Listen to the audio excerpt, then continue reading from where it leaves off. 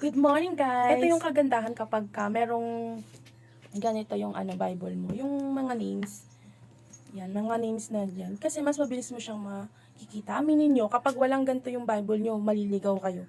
Hindi nyo alam kung paano nyo siya hahanapin pag sinabi ng pastor nyo. Ganitong verse, ganitong chapter, ganitong book. Hindi nyo mahanap kapag wala mga names. So, ginawa ko, nilagyan ko siya ng mga names. Para mas mabilis ko siyang mahanap. Saka para mas mabilis yung na hindi ako maliligaw pag nagbabasa ako. Meron akong mga pangalan. Meron na rin meron na nakalagay. From Old Testament to New Testament yan. Meron yan. Tsaka mas maganda talaga pag nagbasa ka ng Bible is from Old to New. Dapat Old to New para mas maintindihan mo yung history and hindi ka mangangapa. Ayan yung kagandahan pag meron mga names, mas mabilis mo siyang mahanap.